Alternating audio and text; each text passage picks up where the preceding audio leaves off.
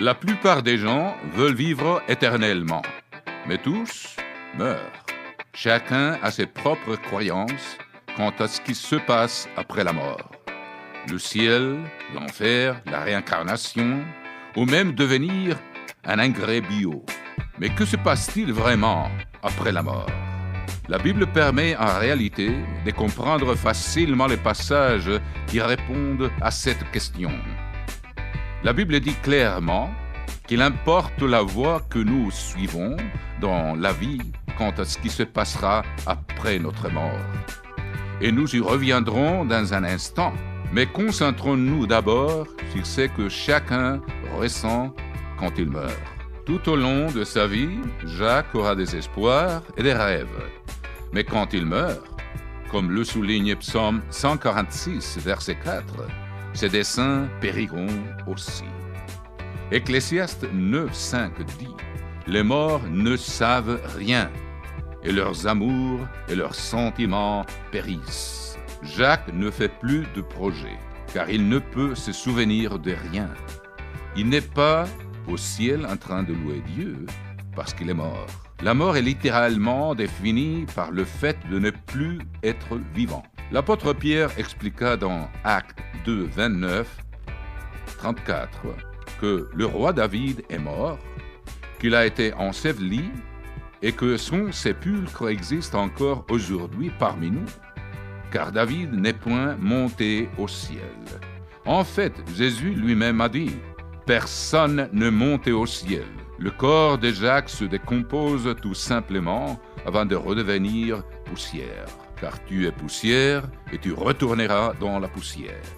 Mais à quel point serions-nous sans espoir si c'était la fin de notre existence? L'apôtre Paul dit dans 1er épître aux Thessaloniciens 4,13 « Nous ne voulons pas, frères, que vous soyez dans l'ignorance au sujet de ceux qui sont décédés, afin que vous ne vous affligiez pas comme les autres qui n'ont point d'espérance. » La Bible compare souvent la mort au sommeil.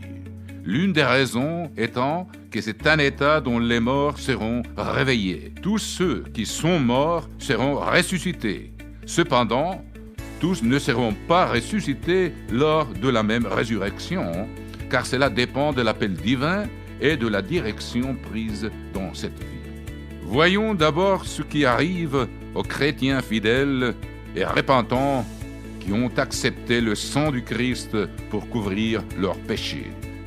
Ils seront dans ce qu'on appelle la première résurrection, qui se produit lorsque Jésus-Christ reviendra sur terre.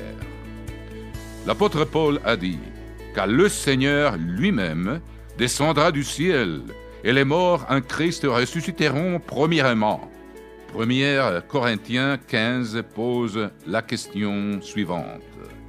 Comment les morts ressuscitent-ils? Et avec quel corps reviennent-ils? Puis, le compare à une graine qui se transforme en plante.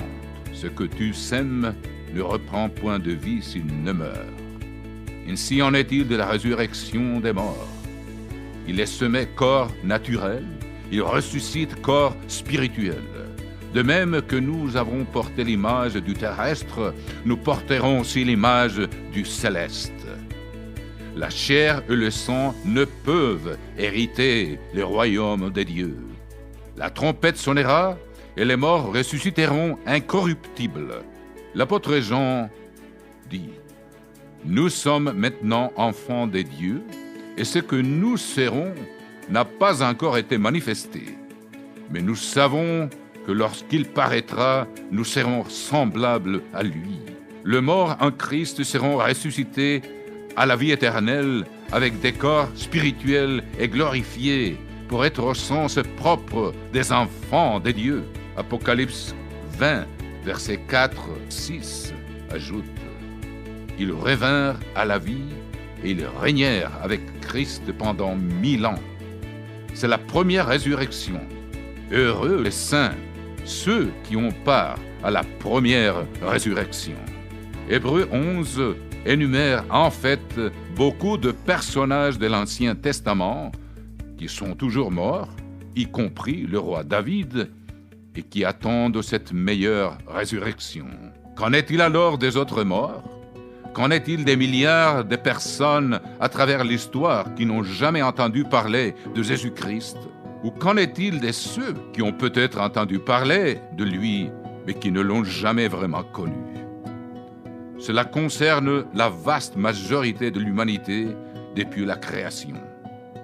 Apocalypse 20, 5 dit: « Les autres morts ne revinrent point à la vie jusqu'à ce que les 1000 ans soient accomplis. » 1000 ans après la première résurrection, il y aura une seconde résurrection.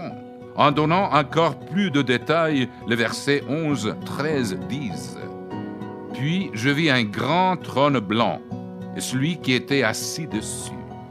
Et je vis les morts, les grands et les petits, qui se tenaient devant le trône. La mer rendit les morts qui étaient en elle.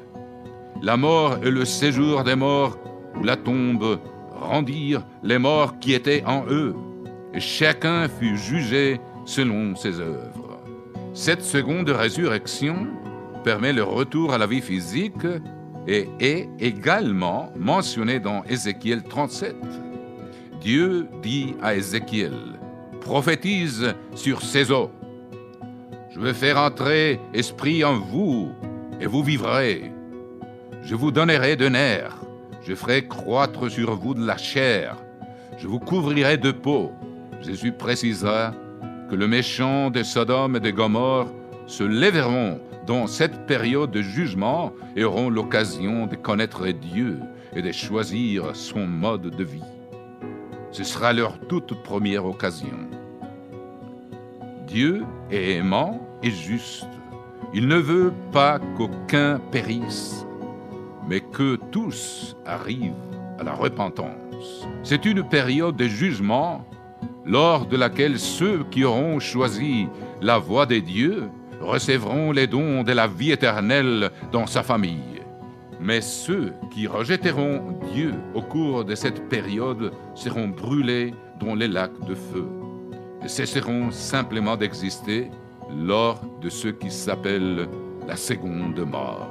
Apocalypse explique que pour les lâches, les incrédules, les abominables, les meurtriers, les débauchés, les magiciens, les idolâtres et tous les menteurs, leur part sera dans l'étang ardent de feu et de soufre, ce qui est la seconde mort.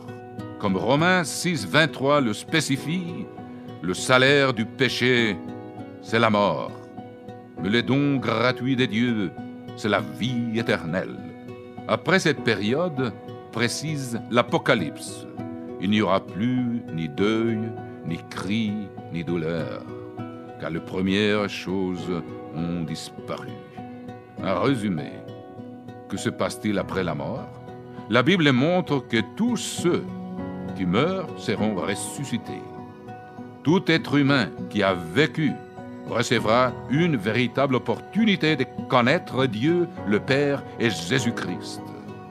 En fin de compte, Dieu veut donner la vie éternelle à tous les êtres humains en tant que ses propres fils et filles nés de son esprit dans sa famille. Car Dieu a tant aimé le monde qu'il a donné son Fils unique, afin que quiconque croit en lui ne périsse point, mais qu'il ait la vie éternelle.